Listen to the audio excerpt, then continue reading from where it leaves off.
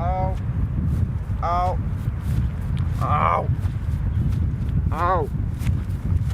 Oh.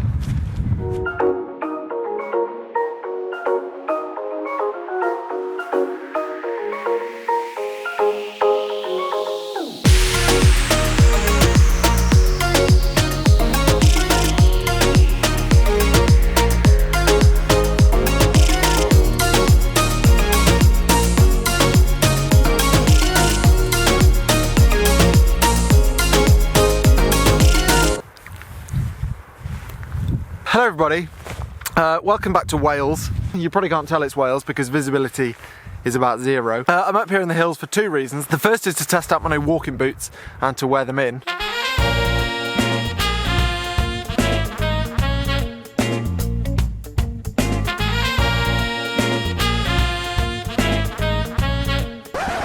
Which isn't going that well actually. And the second is to replicate a video I watched this morning from DigitalRev TV back in the day. I say replicate, some might say copy, others might say steal. This will be a bit different. Yeah, so this video I'm talking about, basically what they did was they took an expensive camera and paired it with a cheap lens, and then they took a cheap camera and paired it with an expensive lens, and the whole point of the video was to find out what was best. And it was quite enjoyable to watch. I'm sure they won't mind me saying it wasn't particularly scientific, but if you followed my channel for a while, you'll know that I like doing videos that aren't in any way scientific. So I thought I'd do my own little test. So for the purposes of this test, as you might be expecting, the Panasonic G9 is going to form the sort of cheap camera, but at £600, it's not that cheap. And the cheap lens is going to be the kit lens that came with it, which is the Lumix 12-60. In terms of the expensive camera, as you might be expecting, it's going to be the Panasonic G9, which is currently retailing for about £1,500. And screwed into the front of that, I currently have the 35-100 2.8, again from Panasonic, which is retailing for about £900, which is about 3 times more than the Lumix. So I mean, in the grand scheme of things, neither of these cameras or neither of those lenses are particularly cheap or expensive. I mean, they're not like 30 quid or 30 grand. But it is what I use, so I'm interested in the results. I realise that this won't be particularly helpful to most people, so hopefully it'll be in some way entertaining. Ow! Ow! Right, slight change of plan. I've come into the woods because, as you could see on that mountain, it was quite misty, which isn't ideal for an image quality test. So yeah, come to the woods. I've not found a particularly good composition, nothing really to write home about, but the light's fading, and I think if I walk any further, my blisters will develop their own gravitational field, so I'm not going to do that. But oh, also slight change of plan on the lenses. I did say that I was going to use the 35-100, but no, I'm not going to do that because the composition that I found, which is sort of roughly this kind of thing, is better suited to the 12-35, which is roughly the same price as the 35-100. So for the purpose of this test, it doesn't particularly matter. So yeah, as you can see down here, I've got the G9 and the 12-35 now, and I'm pointing it roughly at these mossy tree things. And what I'm going to do is going to take a shot with the G9, and then I'll take a shot with the G9, but with this lens, the Lumix 12-60 kit lens, and then using that lens, I'll take another picture with the G85, and then I'll take a picture with that lens with the G9, and then I'll go home, put my feet in some sort of ice, and look at the images. I've got to hurry up, otherwise all the light will go. Very slow shutter speeds.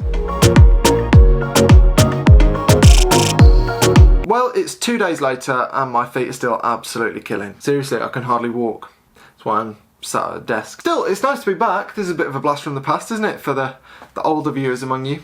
Not older in age, old in terms of how long you've been at the channel. This is where I used to film all my videos before I moved to Manchester, which wasn't actually that long ago, but anyway, I am just about to go over some of the files that I got in the woods the other day, but before I do so, I thought I should preface it with a couple of points.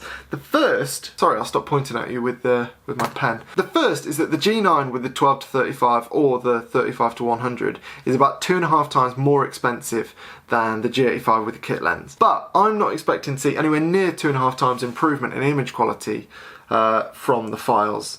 Not that I'd really know how you'd measure 2.5 times improvement in image quality. The point is that when you spend more money on camera equipment, that money goes into lots of different things. And one of those things is potentially image quality, but the other things are functionality, speed, autofocusing, screen quality, EVF quality, build quality, weatherproofing, stabilization, loads of different stuff. And all we're really looking at in this test is what's the sensor like and what's the glass like. We're not looking at anything else in terms of functionality. And so for that reason, I'm not really expecting to see a whole lot of difference in the files. What I am expecting is to read the comments of this video and find people saying, oh, you only use one focal length, or oh, you only use one aperture, or oh, you only shot at the base ISO, you didn't test any of the higher ISOs, and your testing methods are rubbish and it's a completely pointless video. And I agree with you. I completely agree with you. Like I said, this is not a scientific test. It's purely down to my own curiosity. So a quick look at the files, shall we? Okay, so here we are looking at the first two files, and I thought what I'd do is start with the very extreme. So on the left we've got the G9 file with a more expensive lens, the 12-35, and on the right is the G80 or the G85, depending on what part of the world you're in, with the kit lens, the 12-60, the Lumix 12-60 I should say, not the Leica 12-60, which is, as you might expect, a bit more expensive. So I'm just going to zoom into both of them, and what I can see is completely the same file, basically. I mean, if you scroll right to the top, you might be able to tell that the G9 file is ever so slightly bigger because it's got 20 megapixels versus 16 megapixels of the G80.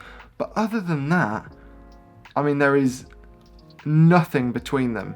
Just to clarify, I'm not testing dynamic range or anything. I've done absolutely nothing to these files. Both images were shot at 18mm, which is not at the end of the focal length for either of these lenses. They both start at 12mm. Both images were shot at f7.1 and both were shot at ISO 200, which is the base ISO of both the G9 and the G80.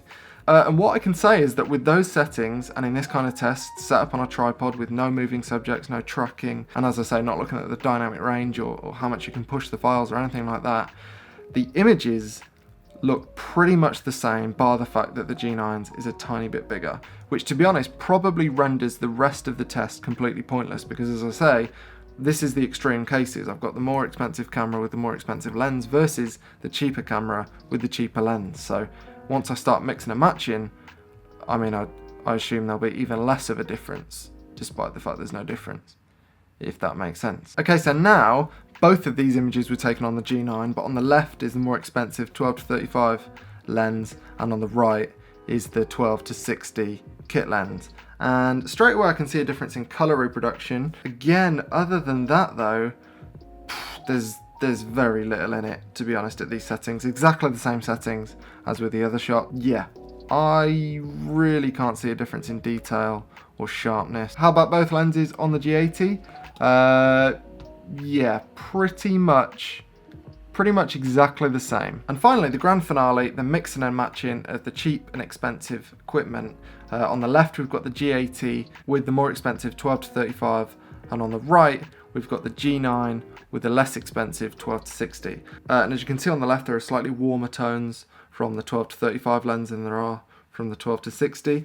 And other than that, I mean, yeah, that's pretty much the only difference. Both lenses are pretty nice and sharp in the middle, and even at the edges, I'd call that a pretty good level of sharpness. So, yeah, completely pointless test.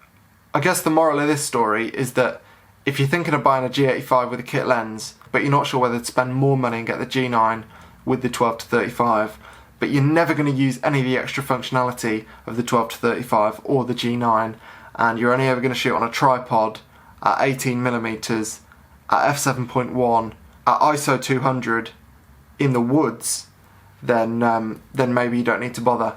That's the moral of this story. Happy to help. I mean, luckily for me, I didn't buy the G9 and the more expensive lenses for image quality solely. I bought them for the whole package.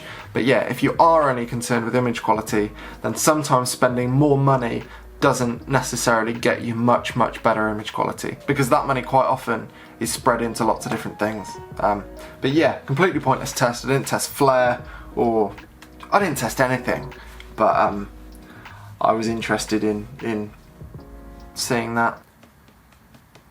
Thanks for watching.